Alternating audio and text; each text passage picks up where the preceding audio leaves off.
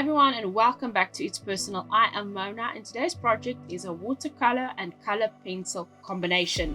My two favorite things in the world, combining two types of media and making it into one pretty piece of artwork. So for today's project, I drew this little girl standing with her hands up in the air. It looks like she's catching stuff, and she actually is catching stuff, but you guys will see that a little bit later on. And I actually started off this video by showing you guys some images of some hands in all different kinds of positions, because I was trying to learn different hand postures, because I don't draw very well, and it's a skill I need to start slowly improving if I want to expand on the types of things I can draw and the types of characters I can draw, because I kind of like drawing characters just a little bit, just a itty bitty tiny bit. So I need to expand my knowledge and my hand-eye coordination and all those little things that go with arts and stuff. So yeah, that was my little bit of practice, and then I took that practice and I implemented it into this image with the hands of the girl standing with her hands up in the air. Because it made me feel good to know I could learn something and then take what I've learned and put it into an art piece. So yeah, I was actually really happy with how that turned out. I actually ended up using a light box for this project to take my rough sketch and put it onto my final paper, because the rough sketch took me about an hour, again because my skills in drawing are not really good. So it took me forever to figure out the different kinds of positions and the length and this and that and all those things. So I decided I'm just going to retrace it with using the light box. Now the light box I bought about 6 months ago on Takealot, and it cost me around about 200 Rand. And yeah, I'm sure if you guys go online, if anyone is interested in a light box, I think a light box, English is not Englishing again. I think if you go on the internet or on Mr. Google, you should be able to find something similar wherever you live. And this one particularly plugs into my power bank, but it should plug into a wall socket that has a USB connector point, and I think that should work just fine as well. But yeah, it's got a couple of light settings, which is really nice, and so you can make it really bright like I did for this one, because I used a 200 gram mixed media paper, and I needed the light to be bright so I can see properly when I was tracing it. And yeah, it actually turned out really well. So after I traced it using the light box, I went in again with the pencils and an eraser just to fix up the things that were bugging me, like the girl's hair. I had to redraw that a couple of times to figure out the flow of it, because it wasn't like perfect. And then I made a little bit of a boo-boo when I got to the line work, and I gave her like an extra bubble on the top of her head for the hair that didn't make sense at all. So it was one of those things, I needed to stop when I needed to stop, and I didn't, so I went a little bit extra. But you know, we live and we learn, like I always say, and yeah, it's trial by error. You can't get it perfect all the time. Next time I know I won't put that extra little bubble in the hair. It would bug me for the rest of my life. But yeah, I did the line work for this project first for a couple of reasons. In the past, I've learned that if I put down pencil work and go over the pencil work with watercolors, then I have to come back for the line work. And then, for example, if let's say for example, went outside the lines and I made like her dress a little bit narrower, I would struggle to get those lines erased from the pencil work because there's already watercolor on top of it. So I've learned now that it's better for me to do the line work first after the pencil work, and then erase all the extra pencils and then go in with the watercolor. If you are someone that is really precise on your line work, then you're not going to have a struggle, because then you're going to put it precisely over the pencil work. But I tend to boo-boo like that, and I don't do it. So then I've got that extra gray pencil I need to get rid of, and it's just too much of a hassle and to get it off the paper after the watercolor is down. So for this project, I gave the background a good wash of 4 colors: a green, a yellow, that is a rose red if I remember correctly, and I think it was cerulean blue I used if I remember. And I think for me, the combination of these 4 colors really harmonized in this image, with the blue the blue transitioning into the rose red. You've got that beautiful purple color. There was a combination, like an orangey color coming between the yellows and the rose red, and then a lighter green with the transition between the yellow and the green. So I think that overall this background turned out to be really really beautiful, and in its simplicity. It wasn't a complicated background, it wasn't perfectly within lines or anything, it was just right. But you guys will also see what I did is I washed the character in the same background colors, because I actually wanted just to see what was going to happen when I put the color pencils over it. And yeah, it was a little bit of an experiment. Like I said in the beginning, this project for me was sit down, do something different, try something new, and let's record it and see what happens. And the end result for me was a winner. I think that's, again, the thing with art. You need to enjoy it, enjoy the process, try new things, do something different, mix up medias to get something different at the end of the day. And I'm glad I did, because this was fun. This was the funnest project I had in a while. Yeah, and I'm excited to do more of them. So yeah, I'm gonna give you guys a second or two here to just watch me finish up the background before I go into the color pencils and explaining a little bit more what I did there.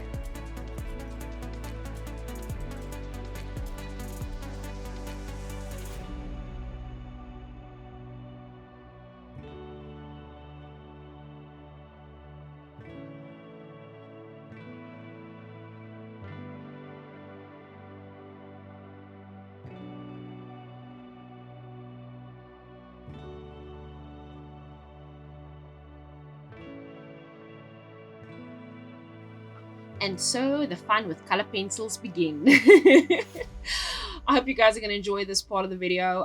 This was a little bit of time consuming. It took me much longer to do the color pencil part of this than it did take me to do watercolors, because there's much more layering involved when you do color pencils.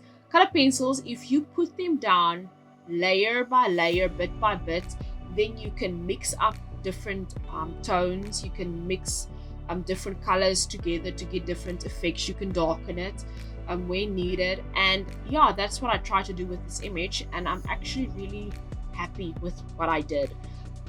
The dress was very pink with some gold yellow trimming, which was actually pretty cool. And even her hair, which you guys are going to see me do the last, because I left that for the last part of the video, I think it really turned out cool. But I'll tell you why when I get there. But here's the thing with color pencils. I didn't think I was going to be someone that would enjoy color pencil art as much as I do, because it takes a lot of patience, and I'm not always the most patient of person when it comes to this kind of thing. But I've learned how to do it. The only art medium I cannot have patience with is oil paints. It takes too long. If it takes longer than the time it takes me to dry something with my hair dryer, it's too long. But yeah, colored pencils for me has become an art medium that I actually really enjoy. And I have to say, out of the supplies I have, probably have the most pencils, definitely. Outside of crafting paper, of course, because I got a good supply of that as well. But yeah, I counted the other day, I've got a good couple of sets.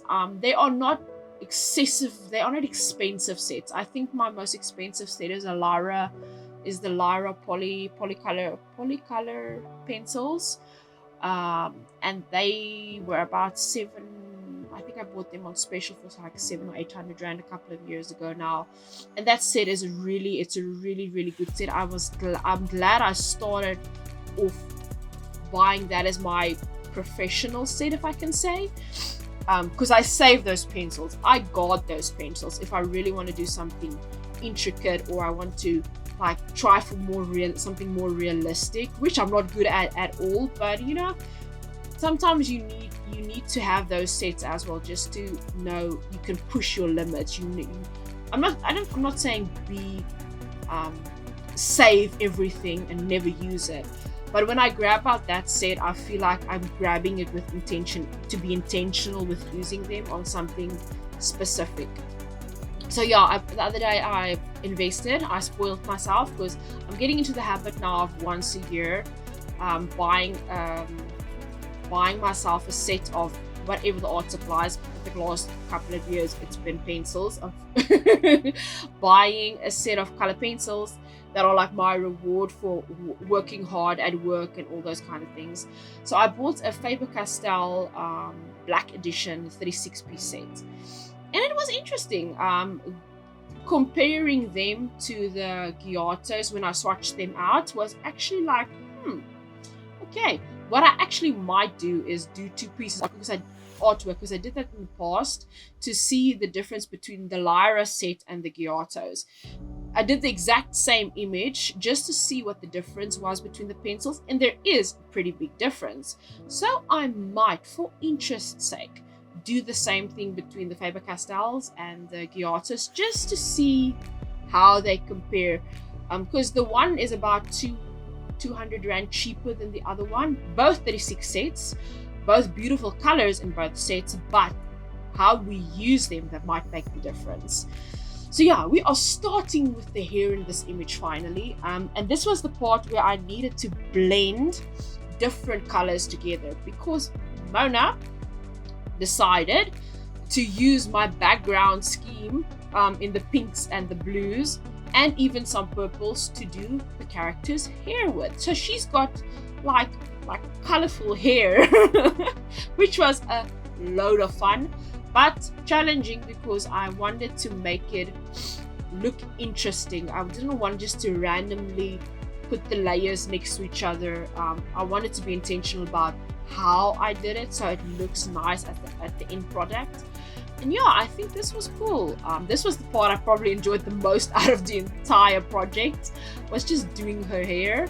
And yeah, I hope you guys enjoy that part too. If you guys have to tell me what part of today's project was your favorite, what would you do differently? You guys can drop that in the comments for me below. What was your favorite part of the project, and what would you have done differently?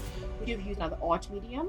Would you have done the pencil work, line work like I did, or would you have swapped it around?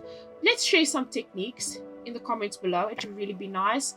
I'm thinking, my heart's desire is for us to grow on this channel, and yeah, you guys can tell me, give some ideas, give feedback. I always say constructive feedback with love is much more productive than people leaving comments. You understand what I'm saying? So yeah, let's be constructive, and yeah, let's support one another in our journeys when we do art and we try new things. We can only learn from each other, because I am definitely no professional. My degree is in counseling. I've got my degree in that. I have no degree in artwork. I do this because I love it. I love doing this because I like to share it with you guys. And yeah, just the journey is personal, like I always say. So we are going to wrap up this video very, very soon. But enjoy the last couple of seconds before I end off with the end result for us.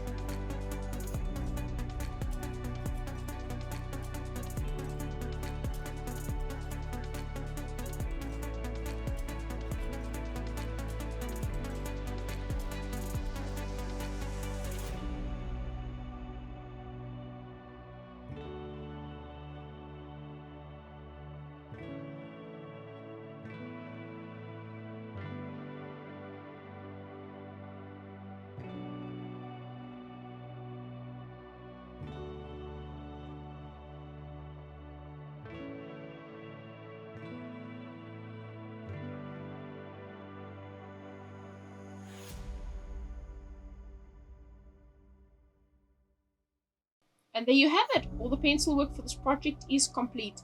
I will drop in the comments down below, or not in the comments, in the description, I will drop 2 hashtags for the colored pencils where you guys can go look on Mr. Google for them. I use the Giottos, the Intense 36-piece set, and also the Porous Pastel set for this project.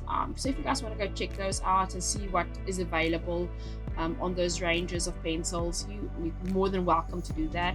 I ended up using a little bit of gold watercolor at the end here, just to put in like little sparkles in the background, you know, so it's just like, I don't know, it gives it a little bit of extra love and extra life. You know, I enjoy putting either like the white pens or the sparkles on images, yeah, and this project got both, unfortunately.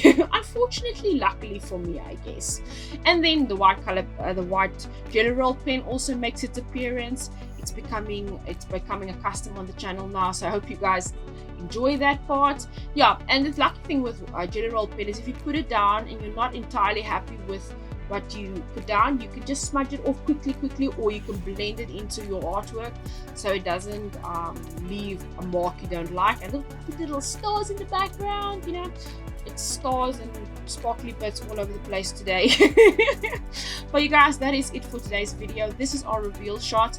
I hope to see your comments down below of what you enjoyed about this video, what you would have done differently, what art mediums you would have used differently, what art mediums you have in your country that you can supplement and use for the same kind of project. Let's care and share in this community, and yeah, let's grow in this together and just enjoy the process of making art, because at the end of the day, it's all personal to you. You guys can follow me on Instagram, it's personal2901, and the same handle is also on Facebook. I post other stuff there, but I will see you guys in the next video. I love you guys. Goodbye.